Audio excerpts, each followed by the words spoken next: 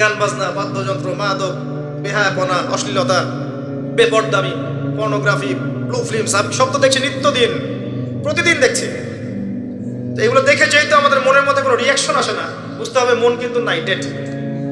We living with a dead heart. আমরা একটা মৃত হৃদয় নিয়ে ঘুরছি আর কি, আর কিছু না। এখন এই হৃদয়ে ঝাঁকিয়ে দিবে কিভাবে? এই অবস্থায় মৌত আসলে কি হবে? মৌতের কষ্ট খুব বেশি হবে। মৃত মৃত কলব অবস্থায় যদি মৌত চলে আসে, তাহলে মৃত্যুর যন্ত্রণাটা খুবই কঠিন হবে। কত কঠিন হবে আমি একটা হাদিস দিয়ে বোঝাচ্ছি।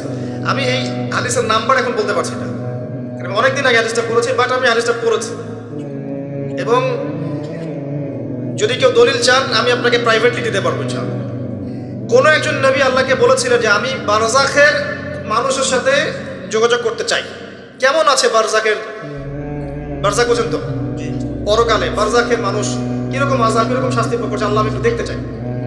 একজন ব্যক্তি, মেবি উনি মুসা আলাইহিস সালামের যুগের বা ঈসা আলাইহিস সালামের যুগের, আমার ঠিক মনে পড়ছে না, এর দুজনে একজন হতে পারেন।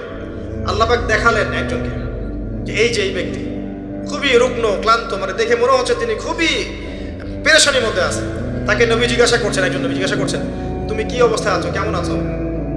সে বলছে যে আমার মৌত হয়েছে আজকে থেকে 1000 বছর আগে। আমার মৌত হয়েছে আজকে থেকে 1000 বছর আগে, এখন পর্যন্ত মৌতের যন্ত্রণা আমার যায় নাই। আমার কথা কি বুঝতে পারলেন ভাই? যার কলব যত মৃত, রূহ কবজ করার সময় তত শাস্তি হবে, তত বেশি কষ্ট হবে। যার কলব যত পবিত্র, রূহটা অত সুন্দর করে আস্তে করে বের হয়ে চলে আসবে। যেমন কলসি থেকে পানি ঢাললে যেমন হয়, এভাবে রূহটা বের হয়ে চলে আসবে। কলব পরিষ্কার না থাকলে এটা হবে না। এগুলো আধ্যাত্মিক মারেফতি কথা নয় কিন্তু বিষয়টা। এই যে আমরা অনেকে আবার এগুলোকে বানিয়ে দিয়েছি পীর মুর্দি, তাই না?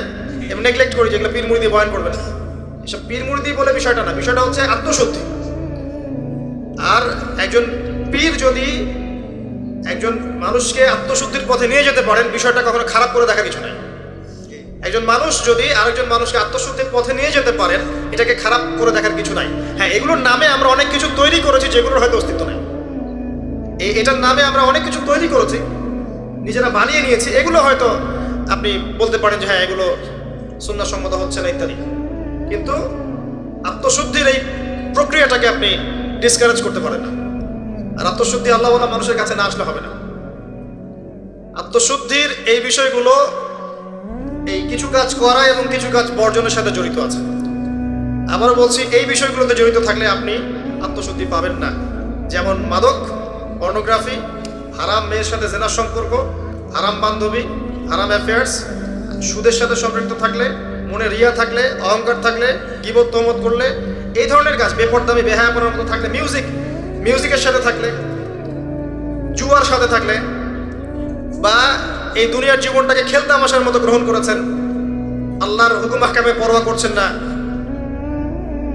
আজকের দিনটা এনজয় করে নিন, কালকের কি পাতা, এমন আকীদা আদর্শে যারা বিশ্বাসী, এদের মনের মধ্যে আত্মশুদ্ধি আসবে না। আল্লাহ পাক আমাদের সবার কলবগুলোকে পরিষ্কার করুন, পরিপূর্ণরূপে আত্মশুদ্ধি অর্জন করার তৌফিক দান করুন, এবং যে কাজগুলো করলে আল্লাহ পাক আমাদের কলবে আল্লাহ নূর দান করবেন, সেগুলো বেশি বেশি করার তৌফিক আল্লাহ পাক দান করুন। একটা এক্সাম্পল দেই, অন্য জায়গায় যাচ্ছি, দেখেন ইবলিস কি কম জ্ঞানী ছিল? সে কি কম ইবাদত করেছে আল্লাহ? ইবাদতের ক্ষেত্রে, জ্ঞানের ক্ষেত্রে সে তো অতুলনীয় হয়ে আছে। প্রচুর ইবাদত করেছে, প্রচুর জ্ঞানী। এই মহাবিশ্ব সম্পর্কেও জ্ঞান আছে না? তার প্রচুর জ্ঞান আছে। কি কারণে সে চিরস্থায়ী জাহান্নামী হলো? একটা আদেশ লঙ্ঘন করেছে। এই তো একটা আদেশ তো আদম আলাইহিস সালামও লঙ্ঘন করেছে। তাকে বলা হয়েছে গাছের কাছে যেও না, আমাদের পিতা ভুল করে গাছের কাছে চলে গেছে। এটাও তো একটা অন্যায়, তাই নয় কি? এটা তো আল্লাহর আদেশকে লঙ্ঘন করা হলো। আদম আলাইহিস সালাম তওবা করে ফিরে এসেছেন, বলেছেন রব্বানা যালামনা আনফুসানা ওয়া ইল্লাম তাগফির লানা ওয়া তারহামনা লানাকুনান্না মিনাল খাসিরিন। এটা আদম সন্তানের স্বভাব, ভুল করবে তওবা করে ফিরে আসবে। কিন্তু ইবলিস সে তওবা করে ফিরে আসেনি, বরং আবা ওয়াস্তাকবারা, সে অবাধ্য হয়েছে, অহংকার করেছে। খালাকতানি মিন নার ওয়া খালাকতাহু মিন তিন। এই যে অন্যকে ছোট করা, তুচ্ছ করা, আল্লাহর আদেশকে অস্বীকার করা, অহংকার করা, এই অহংকারের কারণে তার সমস্ত ইলম এবং আমল সব ধ্বংস হয়ে গেছে। এখন যদি আমরা অনেক ইলম আমল করি, মনে অহংকার থাকে, আত্মশুদ্ধি অর্জন হবে? আত্মশুদ্ধি সবচেয়ে ইম্পর্টেন্ট জিনিস। আমি একটা বই সাজেস্ট করছি, বইটা আমি পড়ছি, কিন্তু আমার পড়ার পরে আমার আসলে পিপাসা মেটেনি এখনো। এই টপিকের আরো বেশ কিছু বই আমি সংগ্রহ করার চেষ্টা করছি ইনশাআল্লাহ তাআলা। আগামীতে আমি এই টপিকে, শুধু এই টপিকেই আলাদা স্বতন্ত্র একটা লেকচার দিব ইনশাআল্লাহ তাআলা। আল্লামা তাকি উসমানী হাফিজাহুল্লাহ, তার একটা বই আছে আত্মশুদ্ধি ও তাসাউফ, বইটা পড়েন। বইটা পড়লে আপনার কাছে মনে হবে যে বইটা আপনার জন্য লেখা হয়েছে। বইটা পড়ছিলাম আর মনে হচ্ছিল যে বইটা আমার জন্যই লেখা হয়েছে। মনে হয় বইটার প্রতিটা ওয়ার্ড আমাকেই বলা হচ্ছে। মন দিয়ে পড়েন আর পড়াশোনার অভ্যাস করেন। একদিন লেকচার শুনলেন 1 ঘন্টা 1.5 ঘন্টা, এটা আপনার জীবন পরিবর্তনের জন্য যথেষ্ট নাও হতে পারে। হ্যাঁ, যদি আল্লাহওয়ালা তেমন মানুষ হন হয়তো বা হবে। আমাদের মতো মানুষের লেকচারে 1 ঘন্টা 1.5 ঘন্টা লেকচার শুনেও আপনার জীবন পরিবর্তন না হওয়ার সম্ভাবনাই বেশি। কথা তাসির হয় তখনই যখন বক্তার মধ্যে ইখলাস থাকে, দিনের প্রতি মহব্বত থাকে, আল্লাহর দিন আল্লাহর জমিনে প্রতিষ্ঠার মানসিক চেষ্টা থাকে, মনের দরদ থাকে। চোবা দিল সে নিকেল দিয়ে দিল পে আসার করতে, একটা কথা আছে না, যে কথাগুলো দিল থেকে বের হয় সেগুলো মানুষের দিলের মধ্যে কি হয়, আসার করে। তো এখন এরকম মানুষের সংখ্যাই বা কত, আর আমরা যে জ্ঞান এবং আমল করি তাতে বুঝতেই পারছি যে আমাদের দ্বারা কি হতে পারে। তারপরেও আলহামদুলিল্লাহ কিছু মানুষের উপকার হচ্ছে, এটা আলহামদুলিল্লাহ। তবে আমরা যথেষ্ট নই। আমরা আল্লাহর কাছে দোয়া করি আল্লাহ পাক এমন মানুষদেরকে এইসব চেহারা নিয়ে আসুন যাদের কথায় পুরো সমাজ পরিবর্তন হবে ইনশাআল্লাহ। এবং আল্লাহ পাক আমাদের সন্তানদেরকে যেন ওইভাবে বড় করার তৌফিক দান করেন, আমিন। প্রথম কথা বলছি, দেখেন, আত্মশুদ্ধি, মনের নিয়াত, ইখলাস, এটা সবচেয়ে ইম্পর্টেন্ট জিনিস। এটা ছিল না বলেই ওই 3 ব্যক্তি কোথায় গেছে, জাহান্নামে। শহীদ হয়েছে জাহান্নামে, দান করেছে জাহান্নামে, আলেম হয়েছে জাহান্নামে। এটা সেই হাদিস যেটা বর্ণনা করতে আবু হুরায়রা রাদিয়াল্লাহু আনহু অজ্ঞান হয়ে পড়ে যেতেন। প্রথম যেটা সমস্যা ছিল, এদিকে মনোযোগ দেন, আমরা শেষ করে দেব, গুছিয়ে নেব। প্রথম সমস্যাটা কি বলেছিলাম? শিরক। এই শিরকটা প্রত্যেকটা সেক্টরে আছে না, ব্যক্তি, পরিবার, সমাজ রাষ্ট্রে আছে না? একই সুন্নাহ, ওই যে আইয়ামে জাহিলিয়াতের শিরক এখনকার বিশ্বে আছে না? আছে। তাহলে এখনকার বিশ্বেও কি কিছু তাওহীদপন্থী মানুষের প্রয়োজন আছে না? আছে। দ্বিতীয় সমস্যা সুদ। ওই সমস্যাটা এখনকার বিশ্বে নাই? এখনকার ব্যক্তি জীবনে দেখেন সুদ খায় না, পরিবার সুদখোর না, সমাজে সুদের কারবার নাই, সুদী এনজিওর সয়লাভ আছে না? আছে না? ছোট্ট ছোট্ট গ্রাম বাদ পড়েছে সুদ থেকে, টপ টু বটম কোনো গ্রাম বাদ পড়েছে? পড়ে নাই। বৈশ্বিক ক্ষেত্রে সুদী ব্যাংকিং সিস্টেম নাই, এবং এগুলোর সাথে আমরা জড়িত নই কি? আর নবী সাল্লাল্লাহু আলাইহি ওয়াসাল্লাম কি বলেন নাই, 4 শ্রেণীর মানুষকে আমি লানত করলাম, যে খায় সুদ, যে সুদ দেয়, যে সাক্ষী থাকে, আর যে লেখে। 4 শ্রেণীকেই তিনি লানত করেছেন। নবীর অভিশাপ নিয়ে কেউ হাউজে কাউসারের পানি পাবে? নবী সাল্লাল্লাহু আলাইহি ওয়াসাল্লামের অভিশাপ নিয়ে কেউ কবরে উত্তর দিতে পারবে? সত্যি তাই মনে হয় আপনাদের? আর নবী যাদেরকে অভিশাপ করবেন তাদের জন্য কি নবী সুপারিশ করে জান্নাতে নিয়ে যাবেন? এত সহজ না, এত সহজ না। নবীর লানত কি জিনিস এটা আমরা পরকালে বুঝতে পারবো। আমল করেছে, আমল শোনেন, আমল করেছে, অনেক নেক আমল করেছে, কিন্তু আমলগুলোর মধ্যে বেদাত ছিল। কি ছিল? মানে সুন্নতকে পরিবর্তন করে নতুন আমল দিয়ে প্রতিস্থাপন করেছে, কিন্তু আমল করেছে।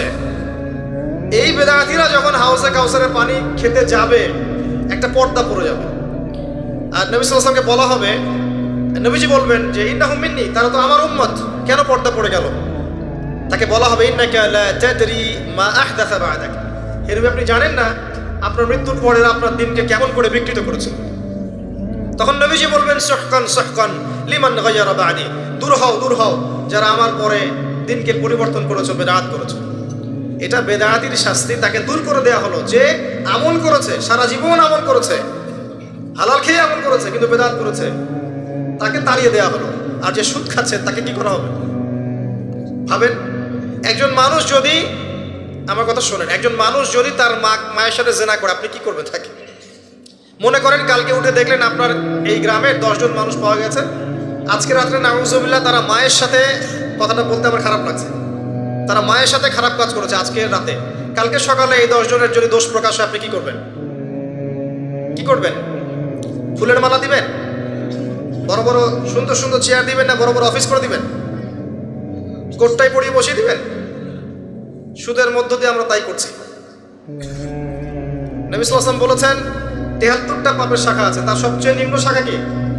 আপনারা বলেন না, হাদিসটা তো আপনারা জানেন, বলেন সবচেয়ে নিম্ন শাখা কি?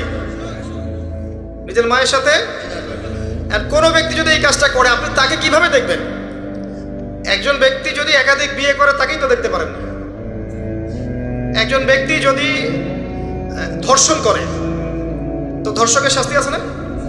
ধর্ষককে কি সমাজে মানুষ ভালো চোখে দেখে না ঘৃণা করে? এমনকি দেখা যায় যে মজলুম মেয়েটার উপর অত্যাচার করা হয়েছে, ওরই তো সারা জীবন বিয়ে হয় না, এমন হয় না? কত বড় ফলাফল সমাজে বয়ে নিয়ে আসে, তাই না? এখন একজন ব্যক্তি যদি মায়ের সাথে জেনা করে আপনি তাকে কি করতে চাইবেন?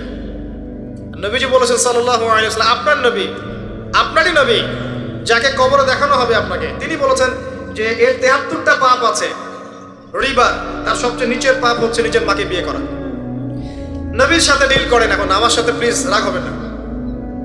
কিয়ামতের মাঠের জন্য অপেক্ষা করেন, আল্লাহ নবীর সাথে আপনার সাক্ষাৎ হবে, সেদিন তাকে জিজ্ঞাসা করবেন কেন আপনি হাদিস বলে গিয়েছিলেন?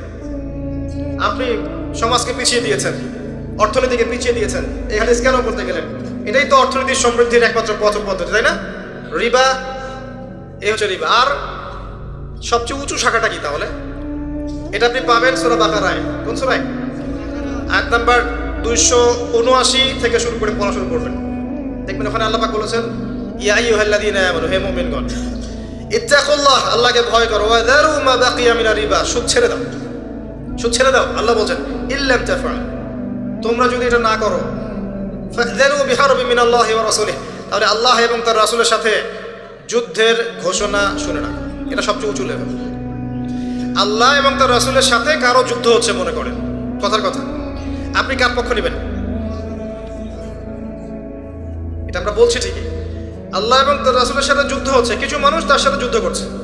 মনে করেন রাসূল সাল্লাল্লাহু আলাইহি ওয়াসাল্লাম জীবিত আছেন, একদিকে দাঁড়িয়ে আছেন, কথার কথা, এবং তার অপোজিশনে ধরেন 1 লক্ষ মানুষ দাঁড়িয়ে আছে, যাদের হাতে অত্যাধুনিক মারণাস্ত্র আছে, নবী সাল্লাল্লাহু আলাইহি ওয়াসাল্লামের হাতে কিছু নাই, তিনি একা মনে করেন, আপনি তার উম্মত। এখন আপনি এই যুদ্ধে কার পক্ষে দাঁড়াবেন? কথা বুঝতে পারছেন? আমরা এখন কার পক্ষে দাঁড়িয়ে আছি জানেন? ওই মানুষদের পক্ষে যারা অস্ত্রশস্ত্র নিয়ে নবীর এগেইনস্টে দাঁড়িয়ে আছে। আমাদের উচিত ছিল নবীর পক্ষে, আল্লাহর পক্ষে দাঁড়ানো। আমরা এই রিবার মধ্য দিয়ে তার বিপক্ষে দাঁড়িয়ে আছি।